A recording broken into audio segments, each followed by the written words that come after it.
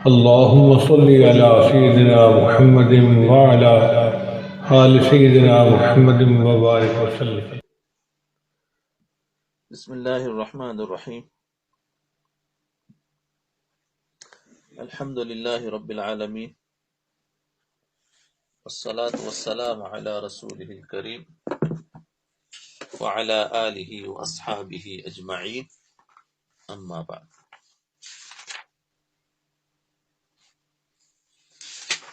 دیکھو، کینہ کی بات چل رہی ہے. گزشتہ حسد کا بات چل رہی تھی، حسد کی بات تھی. آج کینہ. جسے بتایا تھا، کل شروع ہوا تھا کہ ایک ہوتا ہے حسد اور ایک ہوتا ہے حقد. حقد کا دوسرا معنی ہے کینہ. اور کینہ کسی کی طرف سے ہمیں تکلیف پہنچ گئی، اس تکلیف پہنچنے کے بعد ہمارے دل میں اس کا بدلہ لینے کا بہت جذبہ آیا، لیکن بدلہ نہیں لے سکے. تو اب دل کے اندر جو حسرتیں ہو رہی ہے، جو دشمنی ہو رہی ہے، اسی کو کینہ کہتے. اور حسد تو ہے کہ کسی کی تعریف ہو رہی ہو اور وہ تعریف مجھے پسند نہیں ہے اور میں اس کو گرانے کی کوشش کروں، تو یہ حسد ہے. خالی خیال آنا، اس پر کوئی پکڑ نہیں. تو دیکھو، اب یہ جو کینہ دل کے اندر جو بات پیدا ہوئی ہے، تو اس کو بھی کمزور کرنا ضروری ہے، ورنہ یہ کسی نہ کسی سال، 2 سال، 3 سال، 4 سال، 10 سال کے بعد بھی یہ کینہ نکلتا ہے. اسی لیے دیکھو، وہ خاندانی جو لڑائیاں ہوتی ہے نا، وہ کیا کرتے، خاموش تو ہو گئے ہیں لیکن وہ موقع ڈھونڈتے ہیں. جس وقت موقع آئے گا، وہ 10 سال پہلے کا جو کینہ ہے 10 سال کے بعد لے رہے اس کا بدلہ. اب سامنے والا بھول جاتا ہے.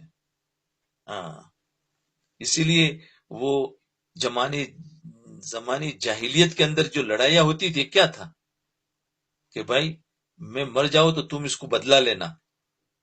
اب وہ دل میں کینہ ہے، سامنے نہیں آ رہا ہے، لیکن موقع پا کر اس کا بدلہ لے لیتے ہیں. تو یہ کینہ ایسا ہوتا ہے کہ یہ آج تو دب گیا، اگر اس کو نکالا نہیں تو یہ اندر اندر رکھتا ہے.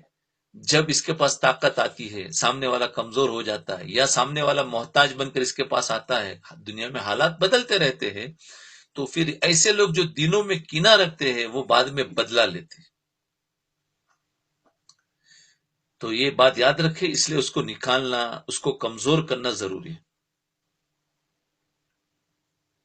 اللہ تعالیٰ سے دعا بھی کرے کہ اللہ تعالیٰ دفع ہونے کی دعا کرے.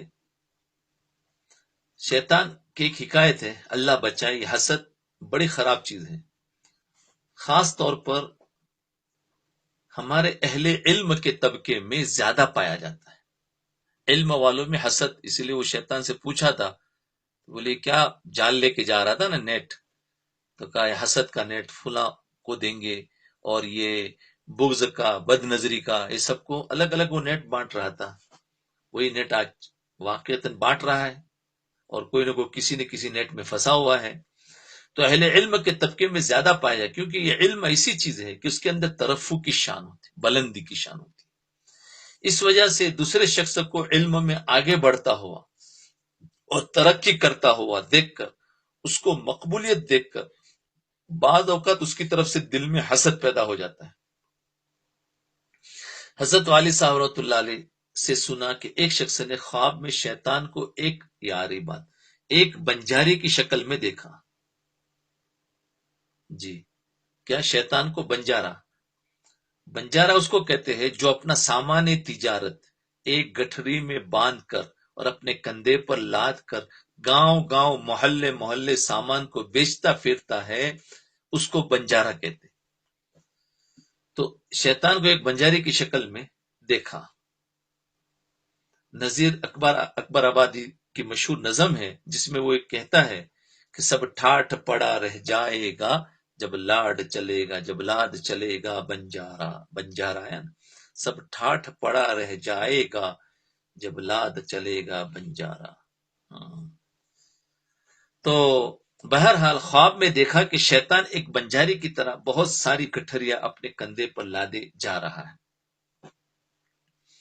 وہ گٹھریاں بھی عجیب و غریب تھی.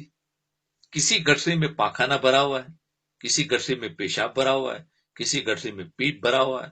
ساری دنیا کی نجاست اس کے پاس موجود تھی، اور ہر گٹھری پر کچھ نہ کچھ لکھا ہوا ہے. کسی پر لکھا ہے حسد، کسی پر لکھا ہے کینہ، کسی پر حب مال، کسی پر حب جاہ وغیرہ.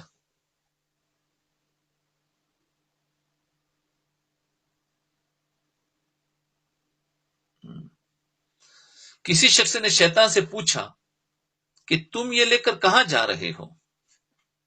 کسی شخص نے شیطان سے پوچھا کہ تم یہ لے کر کہاں جا رہے ہو؟ تو شیطان نے کہا کہ سامان تجارت ہے، میرا بزنس ہے، اس کو بیچنے جا رہا ہوں. سمجھے نا؟ تو اس شخص نے کہا کہ یہ سب گندگی ہے، یہ کون تیرے سے خریدے گا؟ یہ سب گندگی ہے، یہ کون تیرے سے خریدے گا؟ شیطان نے کہا کہ مجھے اپنے مال کی مارکیٹ معلوم ہے. منڈی کہتے ہیں مارکیٹ کو، کہ مجھے اپنے مال کی منڈیاں مارکیٹیں معلوم ہے کہ کہاں کہاں میرا مال بکے گا اور کس منڈی میں میرا مال فروخت ہوگا. یہ حب مال جو ہے نا، وہ تو تاجروں کے علاقے میں لے جا کر، وہ میری مارکیٹ ہے تاجروں کی، وہاں حب مال میں لے جاؤں گا اور بالکل بہت اچھے داموں میں نکل جائے گا. جا کر فروخت کروں گا، وہ مجھ سے مال خرید لیں گے. اور یہ حب جا جو ہے اور حسد جو ہے، اس کی منڈیاں جو ہے وہ علماء ہے. جب علماء کے پاس لے جاؤں گا تو وہ اس کو ہاتھوں ہاتھ خرید لیں گے. العیاذ باللہ، اللہ تعالی ہم سب کی اس سے حفاظت فرمائے. دیکھا کون سی مارکیٹ میں دیتا ہے.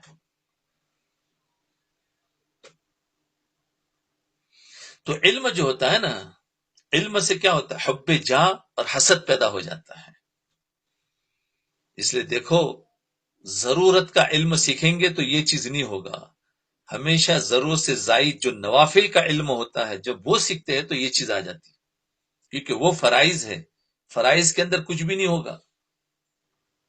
ہمیشہ جتنی روحانی بیماریاں ہے، یہ ساری کی ساری نوافل پر آتی ہے، جو فرائض کے درجے سے آگے، جس کو فرض کفایہ کہتے ہیں.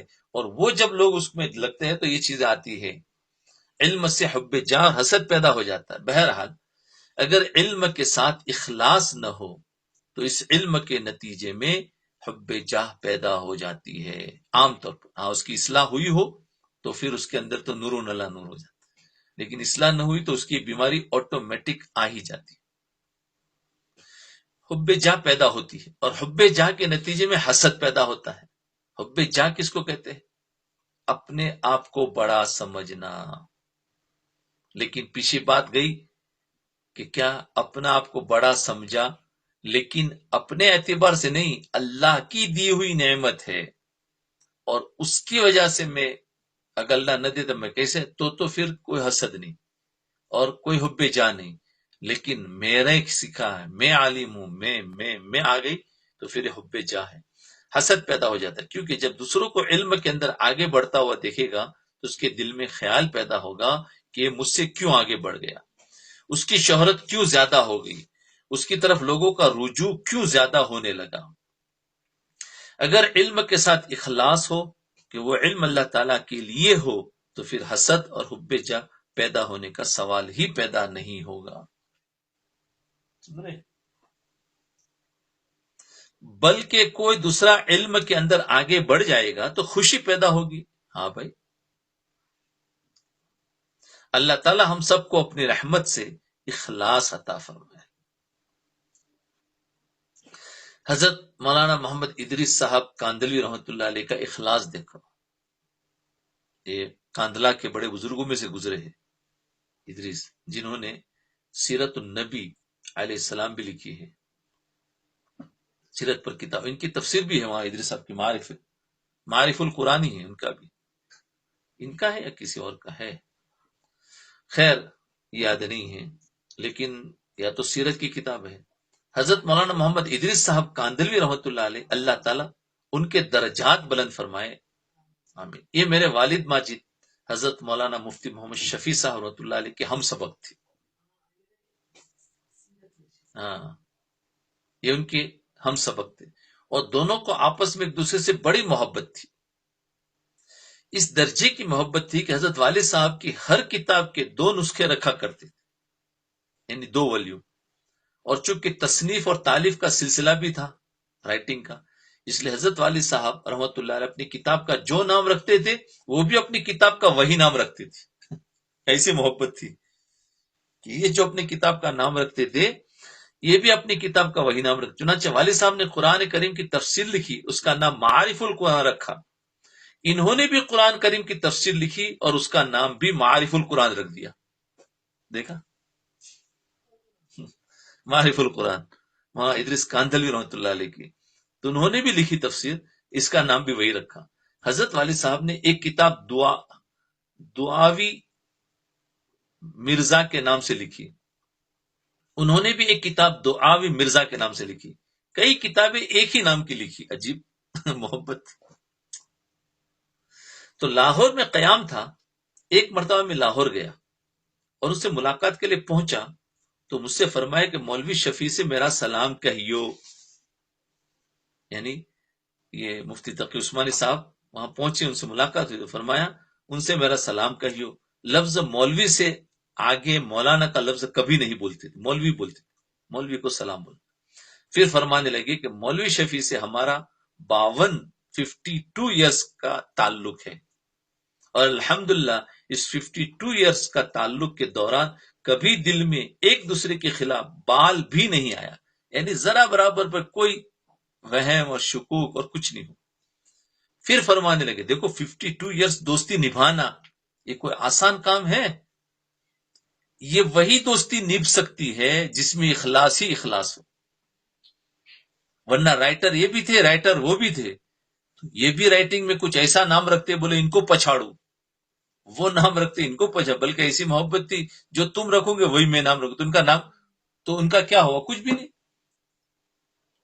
تو کتنی بڑی، دیکھو یہ اخلاص والی دوستی کبھی نہیں ٹوٹتی. یاد رکھو، آج 2-4 سال دوستی ہوتی ہے، پھر 5ویں سال بولے کیا ہو تو چلے گئے. کیوں چلے گئے؟ کچھ غرض تھی وہ پوری ہو گئی، یا غرض پوری نہیں ہوئی تو چلے گئے. آج دوستی کوئی آپ کو دوست میں جس کی 20 سال سے 15 سال سے برابر دوست ہو، یہ بتا دو ذرا. ہاں، مخلص والا برابر رہے گا، باقی دوستیاں بہت کٹ جائے. تو اب کیونکہ کہیں نہ کہیں انسان کو حالات آتے ہیں تو فوراً بدگمان ہو جاتا ہے، یا نہیں بھی ہوا تو کوئی دوسرا آ کر ہمیں ڈال دیتا، ارے بولے تمہاری اس سے دوستی، وہ ایسا ہے ایسا ہے، اور ہم بھی اس کی باتوں میں آ کر دوستی توڑ دیتے. فرمایا ایک دوسرے کے خلاف کبھی بھی کچھ نہیں ہو. پھر فرمانے لگے یہ بتاؤ کہ ایک دوسرے کے خلاف بال بھی کیوں نہیں آیا؟ پھر پوچھنے لگے کیوں نہیں ہوا بال، یعنی ذرا برابر بھی کچھ بھی نہیں ہوا، میل نہیں آیا. فرمایا کہ بال اس لیے نہیں آیا، میل اس لیے نہیں آیا کہ مولویوں کے درمیان جو تعلقات خراب ہوتے ہیں اس کی وجہ حسد ہوتی ہے کہ فلاں ہم سے آگے کیوں نکل گیا. اس حسد کی وجہ سے کدورت یعنی میل پیدا ہوتی ہے اور اس کے نتیجے میں تعلقات خراب ہوتے ہیں. الحمدللہ میرا مولوی شفیع سے اس قسم کا حسد کبھی ہوا ہی نہیں. سبحان اللہ، سبحان اللہ. تو انشاءاللہ آپ بھی نیت کرو کہ ہمارا اور آپ سے بھی ایسا ہی تعلق رہے گا. حسد تو نہیں ہوگا نا سننے والوں سے. ہاں دیکھو اگر اخلاص رہا تو انشاءاللہ یہ تعلق موت تک رہے گا، اور اگر کچھ غرض ہوئی تو پھر کچھ نہ کچھ سننے والے جاتے رہیں گے، دوسرے آتے رہیں گے، جاتے رہیں گے، ہوتا رہے گا. اخلاص سے سنو. جی اللہ ہمیں بھی ایسے دوست عطا فرمائے، ایسے ساتھی عطا فرمائے. جی پھر فرمائے کہ اچھا یہ بتاؤ کہ ہمارے درمیان حسد کیوں نہیں ہوا. پھر فرمایا یہ بتاؤ کہ ہمارے درمیان حسد کیوں نہیں ہوا. میں نے کہا بتا دے، آپ ہی بتا دے. فرمایا کہ تم نے کافیہ پڑھا؟ کافیہ ایک کتاب کا نام ہے. میں نے کہا جی ہاں پڑھا ہے. فرمایا کہ اس میں توابع کا بیان آتا ہے، وہ تم نے پڑھا؟ میں نے کہا جی ہاں پڑھا. فرمایا کہ اس توابع میں ایک نعت ہوتی ہے، وہ پڑھی؟ میں نے کہا جی ہاں پڑھی. فرمایا کہ نعت کی دو قسمیں ہوتی ہے، ایک مطبوع کی نعت اور ایک متعلق مطبوع کی نعت. مثلا اگر زید العالم کہو تو عالم زید کی نعت، صفت، نعت مانی صفت اور اس کی صفت ہے. اور کبھی متعلق مطبوع کی نعت ہوتی ہے، جیسے زید العالم غلامہ، اس میں عالم اگرچہ اصلاً غلام کی صفت ہے، عالم غلامہ. تو یہ خیر یہ تو اس کا موضوع ہے. تو فرمایا موصوف عالم غلامہ صفت، حالانکہ عالم زید کی صفت نہیں ہے بلکہ اس کے متعلق یعنی غلام کی صفت ہے، مگر پھر بھی ترکیب میں اس کو زید ہی کی صفت کہا جاتا ہے. یہ ساری تفصیل بیان کرنے کے بعد فرمایا کہ مولوی صاحب جب مولوی شفیع کا کوئی علمی کارنامہ میرے سامنے آوے، ظاہر بات حسد تو یہی ہوگا کہ وہ اپنا علم دکھا تو میں بھی اپنا علم دکھاؤں. تو فرمایا جب ان کا کوئی علم جو دکھاتا میرے سامنے آوے تو میں یوں سمجھوں کہ میں زید العالم اخوہ کی قبیل سے ہوں، اور جو تصنیف انہوں نے کی ہے وہی حقیقت میں تو ان کی ہے، لیکن ان کے واسطے سے میری بھی ہے. اس وجہ سے ہمارے درمیان طویل عرصے کی دوستی کے باوجود کبھی دل میں حسد پیدا نہیں ہوا.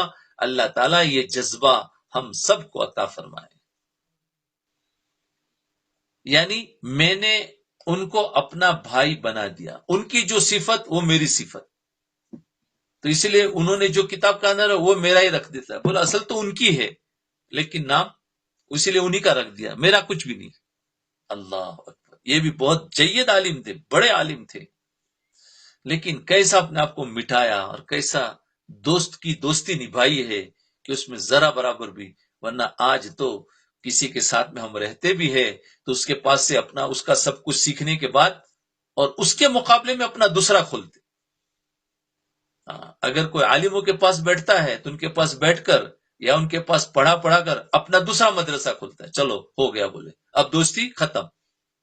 ارے بابا مدرسہ کھولو کوئی بات نہیں، لیکن دوستی جیسے پہلے تھی ویسی باقی رکھو. یہ تو اچھا ہے کہ پھیلنا چاہیے، پھیلاؤ، لیکن دوستی توڑنا، مقابلے پر آنا اور اس کا کیا بولتے ہیں وہی مقابلہ کہتے ہیں انگلش میں کمپٹیشن کہتے ہیں، تو وہ سب چیز ہے نا وہ غلط ہے. دوستی رکھو، کام کرو اپنا. ایک ورکر کسی کمپنی میں کام کرتا ہے، وہاں سے جا کر وہی کمپنی کھولو، لیکن وہ دوستی رکھو. تو یہ ہے تعلقات خراب مت کرو، اسی سے اجتماعیت پیدا ہوتی ہے، جوڑ پیدا ہوتا ہے. آج ہم ہر ایک کٹ گئے، ہر ایک کے پاس سے جاتے ہیں، دوستی سیکھنے کے لیے ہوتی ہے. بھائی ان سے سیکھو اور پھر اپنا کام کرو. بھائی سیکھنا ہے کہ زندگی بھر ہمیں کسی کے یہاں سروس نہیں کرنی ہے، اپنا کام کرو، لیکن تعلقات، استاد کو استاد سمجھو، اس کا ادب رکھو، چاہے پھر وہ استاد مسلم ہو یا غیر مسلم ہو، وہ استاد ہوتا ہے، اس کا احسان نہیں بھولنا چاہیے. وہ جب ملے تو اس کا اکرام، اس کی عظمت کرو. جیسے مولانا قاسم نانوتوی رحمت اللہ علیہ ایک بھنگی سے ایک مسئلہ پوچھا تھا جانور کے بارے میں، کتے کے بارے میں، تو انہوں نے بتایا تھا جب سے وہ ان کے استاد کی طرح ادب کرتے تھے، جب آتے تھے ملنے کے لیے تو فوراً وہ ان کے اکرام کرتے تھے، بٹھاتے تھے، بات کرتے تھے. لوگ کہنے لگے یہ آپ بھنگی ہے، ایسا کام کرنے والا ہندو ہے، کچھ نہیں. فرمایا اس سے میں نے ایک مسئلہ سیکھا ہے. دیکھا، تو یہ ہے تعلقات رکھو تو کیا ہوگا، اجتماعیت ہوگی. پھر اگر 10 مدرسے بن گئے اور 10 کے اندر آپس کا تعلق ہے تو امت کے اندر دین زندہ ہوگا، ایک بات چلا سکیں گے. اور اگر 10 ٹوٹے ہوئے ہیں تو پھر ہر ایک الگ الگ بات چلائے گا، امت کہیں گے ہم کس کی سنیں. اجتماعیت گئی، دین بھی گیا. کیا ہوا؟ صرف علم رہا. علم سے کچھ نہیں ہوتا، ہمیں تو امت کو عمل پر ڈالنا ہے. تو یہ اجتماعیت ٹوٹ گئی. تو کوئی بھی ہو، دکانیں اگر ایک کپڑے کی دکان اگر 50 دکانیں ہو جائے کوئی بات نہیں، وہ کوئی بری چیز نہیں ہے. وہ ہر ایک روزی اپنی اپنی روزی کھائے گا، لیکن یہ ہے کہ آپس میں ایک رہو، گاہک کے ساتھ اخلاق سے بات کرو تو تاجر لوگ، وہ 50 دکان والے، ہر ایک گاہک کو ایک علم دیں گے، ایک دین دیں گے، ایک سبق دیں گے کہ ہمیں ایسا رہنا ہے. تو دیکھو اجتماعیت باقی رہی. اور اگر نہیں ہوا، ہر ایک اپنے اپنے بولے مجھے اس کے مقابلے میں کھولنا ہے، وہ کہے مجھے اس کے مقابلے میں کھولنا ہے، تو کیا ہوگا؟ آپس کے دل پھٹ گئے. تو یہ دوستی پر بات آئی تھی کہ تعلقات ہوتے ہیں لیکن نبھتے نہیں ہیں. اور کیوں نہیں نبھتے؟ کہ اخلاص نہیں تھا. دوستی اللہ کے لیے کرو، اس لیے اللہ والوں سے پاس بھی لوگ آتے ہیں تو اس میں بھی غرض ہوتی ہے، ان میں بھی اخلاص نہیں ہوتا کہ ہم اللہ والوں سے اس لیے دوستی کرتے ہیں کہ اللہ تعالیٰ نے حکم دیا ہے. رسول اللہ صلی اللہ علیہ وسلم نے بات مرتبہ فرمایا کہ صالحین کے پاس بیٹھو، بس اس لیے ہم آ رہے ہیں اور کچھ نہیں. تو قرآن کی آیت پر عمل بھی ہو گیا، حدیث پر بھی عمل ہو گیا. لیکن آج تو کوئی بھی آئے گا اس کا کچھ نہ کچھ کام ہوگا. تو خیر، بس دعا کرے اور یہ بھی یاد رکھے، سننے والے پوری دنیا میں پتہ نہیں کہاں کہاں ہیں لوگ، لیکن اپنے اپنے جو بھی دوستی رکھے، رشتہ داروں سے ہو، بھائی بہنوں سے ہو، یا اپنے اساتذہ سے ہو، جو بھی ہو، اللہ کے لیے دوستی کرو اور اس کو نبھانا ہے. تنگی میں بھی، آسانی میں بھی، بیماری میں بھی، ذلتوں میں بھی، راحتوں میں بھی، ہر چیز میں اس کو نبھانا. دوستی کو نبھائی جاتی. اس لیے اللہ کے رسول صلی اللہ علیہ وسلم کے سب سے بڑے دوست حضرت ابوبکر صدیق رضی اللہ عنہ تھے. کیسی دوستی نبھائی ہے؟ موت تک دوستی نبھائی ہے، حالات میں بھی نبھائی. ایسا نہیں ہے کہ ان کے اوپر جب مار پڑی ہے اور ایسی مار پڑی چلو یار ان کی وجہ سے ہم نے مار کھائی ہے، چلو چھوڑو دوستی. پتہ ہے نا حضرت ابوبکر کو کیسا مارا گیا تھا، لیکن جب ہوش میں آئے تو سب سے پہلے پوچھ رہے ہیں میرے نبی کا کیا حال ہے، میرے دوست کا کیا حال ہے. یہ تھی دوستی. مار کھانے کے بعد ایسی مار تھی کہ جیسے کہ اب زندہ ہی نہیں رہیں گے، اور ہوش میں آ گئے، بے ہوش ہو گئے تھے. تو اس کے بعد بھی پوچھ رہے ہیں کہ جب تک میں ان کو دیکھ نہ لوں، ان کی خبر نہ سن لوں، جب تک کھانا نہیں کھاؤں گا. ہے کوئی دوست ایسا؟ اللہ. حالانکہ ان کی پٹائی اس دوستی کی وجہ سے ہوئی ہے کہ نہیں؟ کوئی اور تو وجہ تھی نہیں، اس دوستی کی وجہ سے ہوئی ہے. آج اگر کسی کی میرے سے دوستی ہو اور میری وجہ سے اس کی پٹائی ہو جائے تو وہ تو دوستی ہی توڑ دے گا، بولے یار یہ کون ہے. حالات آتے ہیں، اس لیے سوچ سمجھ کر انہوں نے ایسا پکا دوست بنایا تھا، بولے جان دے سکتے ہیں، دوستی نہیں ٹوٹ سکتی. جب دوست کے پاس کچھ نہیں تھا تو انہوں نے اپنا مال بھی دوست پر لگا دیا. حضور صلی اللہ علیہ وسلم پر پورا مال لگایا کہ نہیں لگایا؟ یہ دوست کے حقوق ہے. دوست کو مانگنے کی ضرورت نہیں پڑی، مانگنے کی ضرورت نہیں پڑی. 2 سواریاں تیار رکھی تھی اللہ کے رسول صلی اللہ علیہ وسلم. مجھے پتا ہے کہ ابھی ہجرت کا کوئی حکم ہوگا، میں نے پہلے سے سواری تیار کر رکھی. اس کو کہتے ہیں دوستی. سواری تیار کر رکھی تھی. وہ تو اور بات ہے کہ اللہ کے رسول کا عمل تو پوری دنیا کے لیے نمونہ تھا، تو آپ نے ان سے خریدا. تو دیکھو کیسی کیسی دوستی تھی. پھر ایسا بھی نہیں ہے جب ساتھ میں چل رہے ہیں تو ان کی جان آگے ہے کہ میرے دوست کو کوئی تکلیف نہ پہنچے. اگر کوئی دشمن آ جائے تو پہلے مجھے مارے گا، پھر میرے نبی کے پاس جائے گا، پھر میرے دوست کے پاس جائے گا. یہ نبھائی ہے. اللہ اکبر.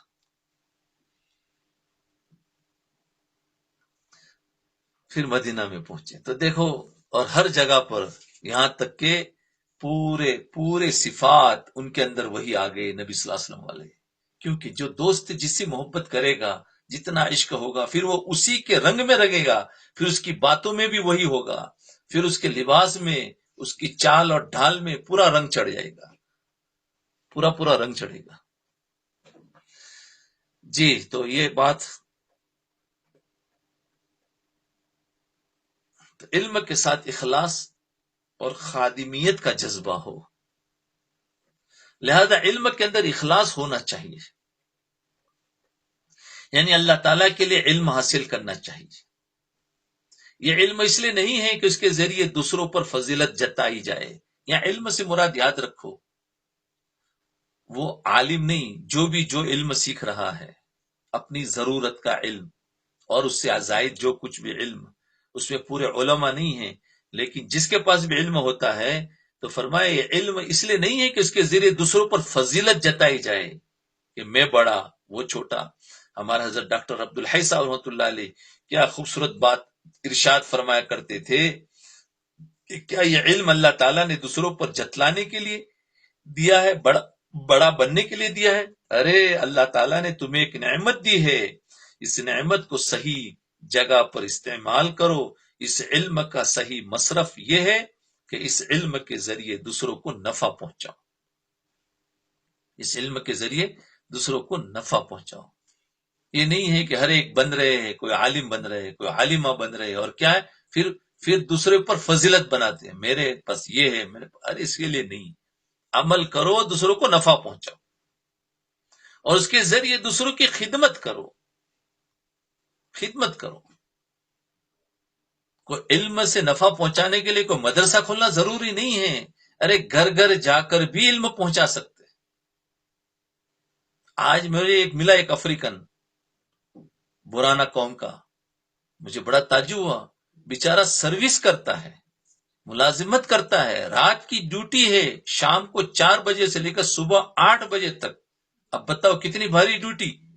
اور اس کے بعد 8 بجے اپنی ڈیوٹی سے نکلتا ہے اور جو عسکری ہوتے ہیں نا گیٹ پر، ان کے پاس جاتا ہے، اور ایک گیٹ پر ایک عسکری 2 عسکری ہوتا ہے، ان کو کلمہ صحیح کراتا ہے، ان کو قرآن کچھ نہ کچھ سورہ سکھاتا ہے. ایسے وہ 8-10 گھروں میں جاتا ہے اور پھر اپنا گھر پہ جا کر آرام کرتا ہے. اللہ اکبر، عجیب. مجھے آج میری ملا، میں اس کو دیکھتا تھا مسجد میں، وہ کہیں نہ کہیں جمعہ کے دن، جمعہ کے خطبے سے پہلے آدھا گھنٹہ پہلے وہ اس نے اپنے دوسرے آدمیوں کو بلایا ہوا ہے کہ آ جاؤ، اور وہاں پر قرآن کی تفسیر ان کو سمجھاتا ہے. تو یہ ہے، اس کو کہتے ہیں فائدہ پہنچانے کا. دیکھو اگر وہ کہے گا مجھے کوئی مدرسہ کھول کر دے، کوئی جگہ ملے، میں وہاں پڑھاؤں، حالانکہ وہ بھی عالم نہیں ہے لیکن اس نے کچھ پڑھا ہے، وہ چاہتا ہے کہ میں بھی دوسروں کو کلمہ صحیح کراؤں. مجھے تو بہت ہی تعجب ہوا. میں نے کہا بھئی یہ لوگ ہیں جو واقعتاً مستحق، ان کی ہمیں اور ہمت دینی چاہیے. تو وہ بہت عجیب کام کرا. تو یاد رکھے، تو ہم نے پھر وہ ڈپسی یہاں ہوتی ہے نا ہمارے پاکلین کے اندر، تو وہ وہیں رہتے ہیں. تو ایک جگہ لی کرائے پر، اور اس کو کہا کہ تو یہاں بیٹھ کر دوسروں کو بھی پڑھا جو صبح میں. تو وہاں عورتوں کو بھی پڑھاتا، اس لیے کہ کسی عورت کا کلمہ نہیں یاد ہے تو وہاں پر صحیح کراتا ہے. تو وہ عورتوں کو اور وہ وہاں مردوں کو صبح میں پڑھاتا ہے، پھر وہ مرد اپنے کام پر چلے جاتے، کچھ نہ کچھ تھوڑا بہت پڑھ کے چلے جاتے 8 بجے کے بعد. تو یہ کہتے ہیں کہ دیکھو اپنی خدمت کرنی ہے تو خدمت تو بہت طریقے سے ہو سکتی ہے. اپنے گھروں میں بھی بیٹھ کر جس کے پاس جتنا علم ہے اڑوس پڑوس والوں کو بتاؤ کہ بھائی آ جاؤ. تو بیچارے آج لوگوں کو کچھ پتہ نہیں ہے دین کے بارے میں، کچھ پتہ نہیں، نہ قرآن صحیح ہے، نہ نماز صحیح ہے، نہ وہ نبی اور صحابہ کو جانتے ہیں. ایسے لوگ ہیں جو ہمارے معاشرے میں رہتے ہیں، ہمارے آس پاس رہتے ہیں، ہمارے رشتہ دار ہوتے ہیں. تو دوسروں کو نفع پہنچاؤ، اس کے ذریعے دوسروں کی خدمت کرو. اپنے آپ پر فخر مت کرو، میں نے علم پڑھ لیا، میرے پاس یہ ڈگری آ گئی، یہ ہو گیا، یہ فخر مت کرو. جی، دوسروں کی خدمت کرو. تم خادم ہو، جس نے بھی علم سیکھا ہے وہ خادم ہے، قوم کا خادم ہے، اور دوسری مخلوق مخدوم ہے. خادم اور وہ مخدوم، یعنی ہم ان کے یوں سمجھو نوکر ہے، اور وہ ہمارے بڑے ہیں، ہم ان کو علم سکھائیں گے. کیونکہ گھروں میں نوکر کام کرتا ہے نا، ہم مالک بن جاتے ہیں. تو اس کو کہتے ہیں مخدوم ہے، کہ وہ بڑے اور ہم چھوٹے، کہ ہمیں ان کے گھر تک جا کر علم سکھانا. اور یہی دعوت والا کام تھا. دعوت والے کام میں کیا تھا؟ اسی لیے دعوت والا کام بولے اس میں ہر ایک نکلے، عالم کو بھی نکلنا ہے، طالب علم کو بھی نکلنا ہے، ڈگری والوں کو بھی نکلنا ہے، مالدار کو بھی نکلنا ہے. کیونکہ ہر ایک اپنی اپنی خدمت کرے. مال والا نکلے گا تو غریبوں کو دیکھے گا اور وہ غریبوں میں مال کی خدمت کرے گا. علم والا نکلے گا اور لوگوں کی جہالت دیکھے گا تو وہ لوگوں کو علم کی خدمت کرے گا. اور اسی طریقے سے جو جس لائن کا ہوگا، جیسے ڈاکٹر جائے گا وہ نکلے گا لوگوں کی بیماریاں دیکھے گا، بولے ان کا پیسے نہیں ہیں تو وہ اپنی ڈاکٹری کی لائن سے خدمت کرے گا، تو جب جائے گا تو خدمت کرے گا نا۔ اس لیے فرمایا ہر طبقے کو جانا ہے، جہاں بھیج دیا وہاں جائیں گے تو ان کی خدمتیں ہوگی۔ تو یہ خادم بن کے جا رہے ہیں، اور جس بستی میں جائیں گے وہاں بستی والوں کی خدمت کریں گے۔ ڈاکٹر والا ڈاکٹری سے کرے گا، مال والا اپنا مال لگائے گا، اور علم والا اپنا علم سکھائے گا، اور دعوت دینے والا ان کو دعوت دے گا، اور سب مل کر وہاں دین زندہ ہو۔ تو پھر علم کے ساتھ یہی خدمت کا جذبہ انسان کے اندر پیدا ہونا چاہیے۔ علم کے ساتھ خدمت کا جذبہ انسان کے اندر پیدا ہونا چاہیے، نہیں ہے کہ اس کے ذریعے دوسروں پر اپنی فضیلت جتائی جائے۔ یہ نہیں ہے کہ لوگوں کو کہ ہم نے یوں پڑھا ہے اور ہمارے پاس یہ ڈگری، ہمارے پاس یہ نہیں۔ خدمت کرو جس کے پاس بھی ہے، یہ تو دینی علم ہے وہ بھی خدمت کرے، جس کے پاس ڈاکٹری کا علم ہے وہ بھی خدمت کرے۔ لوٹنا نہیں ہے، بلکہ یہ ہے کہ مریض کو دیکھنا ہے کہ اس کے بعد کچھ نہیں، تو ہم بھی تو اپنا لگاوے، کچھ نہیں لگا سکتے تو کم سے کم اپنی جان تو لگاوے، اس کو تسلی تو دے سکتے۔ تو یہ ہے مال والا اپنا مال لگاوے، لینے کے لیے نہیں، ان کی خدمت کے لیے۔ تو جب یہ اخلاص پیدا ہو جائے گا نا، اخلاص، تو اس کا نتیجہ یہ ہوگا کہ اگر دوسرا شخص علم کے اندر تم سے آگے بڑھتا نظر آئے گا، اس کے ذریعے لوگوں کو فائدہ پہنچتا نظر آئے گا، تو تم یہی سمجھو گے کہ میرا ہی مقصد حاصل ہو رہا ہے، اور ماشاءاللہ ایک کام کر رہے، لہذا اس پر جوش ہونا چاہیے، نہیں کہ اس پر رنجیدہ ہونا چاہیے، خوش ہونا چاہیے۔ شہرت جو ہے نا وہ خراب چیز ہے۔ مشہور ہو جانا، مشہور ہو جانے سے کوئی مغفرت نہیں ہوتی ہے، کام سے نجات ملتی ہے، ذمہ داری پوری ہوتی ہے۔ یہ شہرت اور حب جاہ اور مقبولیت دین کے اعتبار سے تو یہ خراب چیز ہے کہ لوگ مجھے جانتے ہیں، لوگ مجھے جانتے ہیں، یہ خراب چیز ہے۔ حقیقت یہ ہے کہ دنیا کی راحت کے اعتبار سے بھی بڑی خراب چیز ہے۔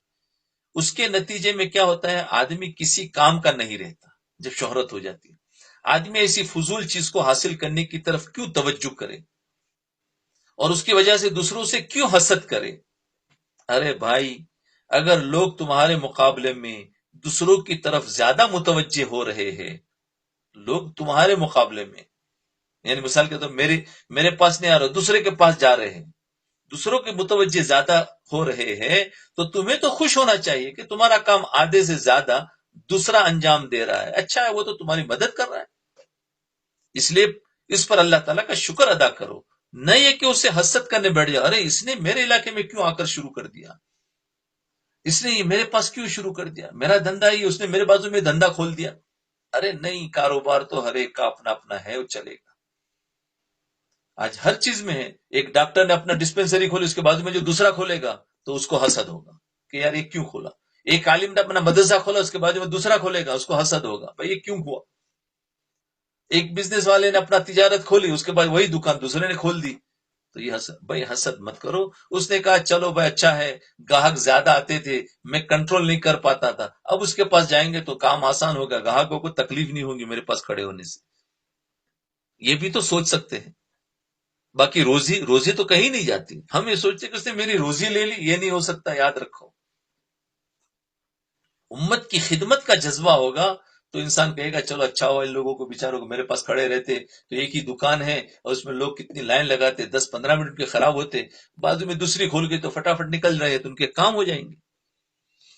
اللہ اکبر، یہ جذبہ ہمارے اندر سے نکل گیا۔ اللہ ہم سب کو جذبہ عطا فرمائے۔ بہرحال اگر دل میں اخلاص رہے تو پھر حسد کی جھٹ کٹ جاتی ہے، اور اس سے حسد سے بچنے کا بڑا ذریعہ یہ ہے کہ ہر عمل میں اخلاص پیدا کرو۔ حسد سے بچنے کا ذریعہ کیا ہے؟ ہر عمل میں اخلاص پیدا کرو، جو اخلاص پیدا ہوگا انشاءاللہ یہ حسد زائل ہو جائے گا، نکل جائے گا۔ جی، اللہ تعالیٰ مجھے اور آپ سب کو اس پر عمل کرنے کی توفیق عطا فرمائے۔ جی، یہ بیچ میں دوسری بات آ گئی تھی، اصل میں تو کینہ پر ہی بات ہو رہی تھی، حسد کا بیان چل رہا تھا، وہ تو الحمدللہ مکمل ہو گیا۔ یہ کینہ بھی انسان کے دل کی ایک بہت بڑی بیماری ہے۔ یہ کینہ جو ہے نا، یہ بھی انسان کے دل کی ایک بہت بڑی بیماری ہے. یہ اتنی بڑی بیماری ہے کہ ایک حدیث میں حضور اقدس صلی اللہ علیہ وسلم نے ارشاد فرمایا کہ شب برات میں، لیلۃ القدر میں بے شمار انسانوں کی مغفرت فرماتے ہیں. شب برات 15ویں شعبان کو کہتے ہیں. بے شمار انسانوں کی مغفرت فرماتے ہیں، اور قبیلے بنو کلب کی بکریوں کے جسم پر جتنے بال ہیں ان بالوں کے مقدار کے برابر انسانوں کی مغفرت فرماتے ہیں.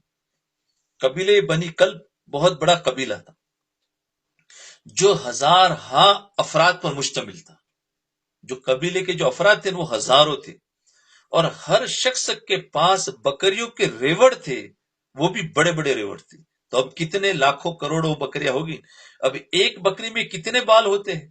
تو فرمایا قبیلے بنی کلب کے مقدار، ان کے بالوں، قبیلے ان کے بکریوں کے بالوں کی مقدار کے برابر مغفرت، یعنی بہت زیادہ بتانا مقصود ہوتا. تو آپ نے فرمایا اس قبیلے کی بکریوں کے جسموں پر جتنے بال ہیں اتنے انسانوں کی مغفرت اللہ تعالیٰ اس رات میں فرماتے ہیں، لیکن 2 آدمیوں کی مغفرت نہیں فرماتے.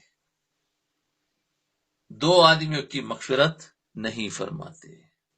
ایک، رحمت کا دروازہ اس رات میں کھلا ہوا ہے، رحمت کے پروانے تقسیم ہو رہے ہیں، لیکن اس رات میں 2 آدمیوں کی مغفرت نہیں ہوتی. ایک وہ شخص جس کی شلوار یا پاجامہ یا تہبند یعنی لنگی ٹخنوں سے نیچے لٹکا ہوا ہو، یا کرتا ہو. جیسے وہ عربی کرتا ہوتا ہے تو وہ بھی ٹخنوں سے نیچے ہوگا تو اس کی مغفرت نہیں. بہت بڑی وعید ہے.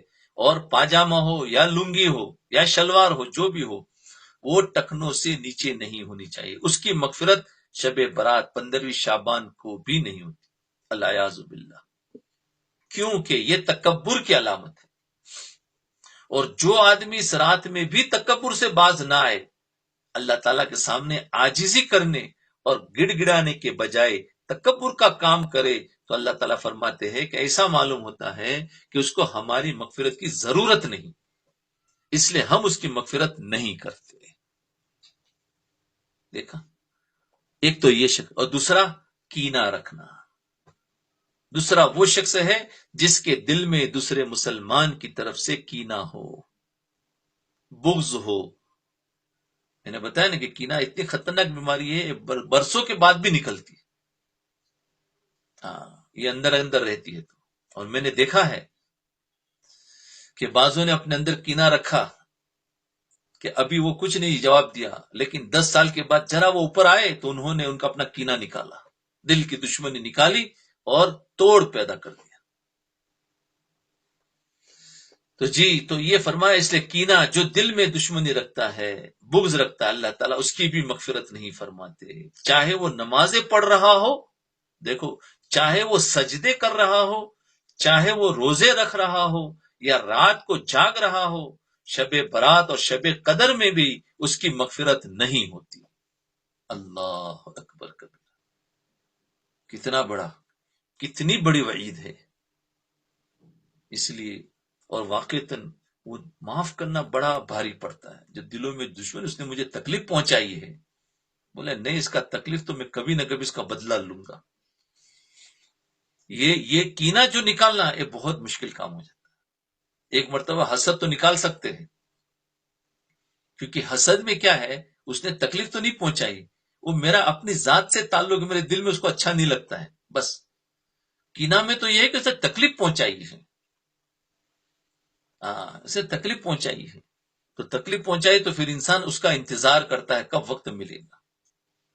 اس لیے بھی یہاں پر اس ملکوں میں بھی میں نے دیکھا کہ بھائی معاملہ ہر ایک سے اچھا رکھو، اور اگر تم نے اس کے ساتھ کچھ بگاڑ دیا نا تو وہ اپنا اندر کا غصہ بعد میں نکالتے ہیں. تو دیکھو وہی کینہ ہوتا ہے. تو فرمایا وہ اچھا، چاہے وہ نمازی ہو، چاہے سجدے کر رہا ہو، روزے رکھتا ہو، رات بھر جاگ کر عبادت بھی کرتا ہو، شب برات اور لیلۃ القدر میں بھی اس کی مغفرت نہیں ہوتی. یہ کینہ اور بغض اتنی خراب چیز ہے. حالانکہ یہ نہیں آیا کہ حسد کرنے والے کی مغفرت نہیں ہوگی، غصہ کرنے والے کی مغفرت نہیں ہوگی، یہ چیز نہیں آئی. یہ چیز آئی کہ کینہ رکھنے والے کی مغفرت. اللہ، یہ کینہ اور بغض اتنی خراب چیز کہ جس وقت اللہ تعالیٰ کی مغفرت کے خزانے لوٹ رہے ہیں اس وقت بھی شخص محروم ہے جس کے دل میں کینہ ہے. اس لیے اس سے ڈرنا چاہیے اور اس کی فکر کرنی چاہیے کہ کسی مسلمان کی طرف سے دل میں کینہ نہ ہو. مسلمان کا کام یہ ہے کفر است در طریقت ما کینہ داشتن، کفر است در طریقت ما کینہ داشتن، آئین ما است سینہ چو آئینہ داشتن. ہمارے طریقے میں دوسرے مسلمان کی طرف سے دل میں کینہ رکھنا کفر ہے. کس میں؟ تصوف کے اندر. یاد رکھو، اصلاح کا جب طریقہ چل رہا ہے تو اس میں کسی مسلمان کی طرف سے کینہ رکھنا کفر ہے.